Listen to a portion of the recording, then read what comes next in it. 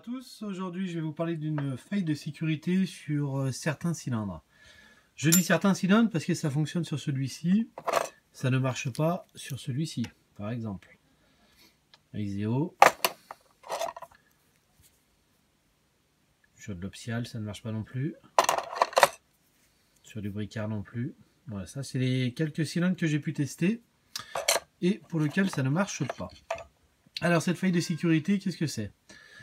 On va utiliser un outil très fin, très fin. Donc on est sur du 0,15 mm d'épaisseur. Ici, on va faire un petit trou de façon à ne pas aller chercher les goupilles, mais juste de laisser apparaître la ligne de césure. Avec cet outil, on va essayer de placer cette lame-là au niveau de la lame de césure, entre les goupilles actives et passives. Pour l'instant, ça bloque. On va faire un petit essai déjà pour visualiser avec la clé. Donc là, hop, ça marche. Aucun problème. Donc on a ça. On a du 5 goupilles.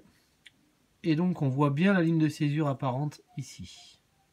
Donc je viens insérer mon outil ici. Et ensuite, je viens chercher un pic. Voilà. Donc là, on est en place. Et donc on va aller chercher la première goupille. Et appuyer sur la première goupille. Là, on a passé la première goupille. On va aller chercher la deuxième goupille. Donc la première goupille, du coup, ma lame métallique vient se mettre entre la passive et l'active, et donc maintenir sur la ligne des césures. Donc on est en position sur la première goupille. On va aller chercher la deuxième goupille.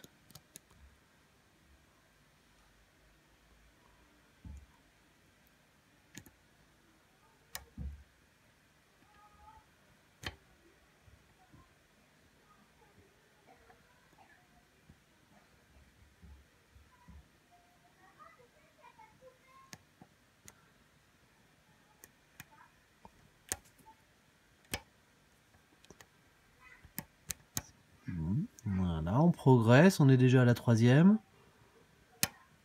la quatrième et la cinquième. On y est. Donc là, on a inséré notre outil sous nos 5 goupilles. Et qu'est-ce qui va se passer maintenant? Donc on va prendre un entraîneur, ou pas forcément, on va tout simplement utiliser ça. Donc le panneton, et on va le faire tourner. Voilà, on y est. Donc on a bel et bien bipassé en fait notre cylindre. Donc là, les goupilles vont se mettre en sécurité. On va aller débloquer tout ça. On continue notre rotation. Et là, nous sommes toujours... On pourra donc faire un deuxième tour. Nous sommes toujours en sécurité. Les goupilles sont bien logées dans le rotor et dans le stator. Donc tout est OK de ce côté-là. Quand on enlève notre bipass, on se retrouve ici, là. On a entendu toutes les goupilles qui se sont replacées. Ça veut dire que ce système fonctionne. Malheureusement, pas sur tous les cylindres, mais en tout cas, ça fonctionne. Voilà, je vais essayer de vous faire un gros plan, histoire que vous voyez bien la ligne de césure, parce que c'est le plus important à visualiser. Voilà, vous voyez bien là, du coup, hop là, attends, on va pas. Voilà, vous voyez donc bien la ligne de césure et l'outil qui vient donc s'insérer juste là. Donc, on est bien droit et on vient donc placer notre lame, si on a suffisamment de place, ici.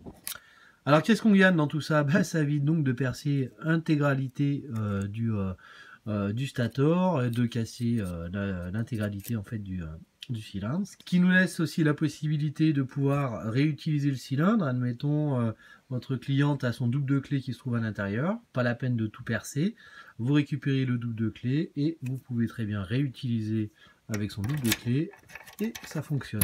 Alors, bien entendu, esthétiquement, ça reste pas joli, mais voilà, techniquement, personne ne pourra ouvrir plus facilement le cylindre s'il ne connaît pas cette technique.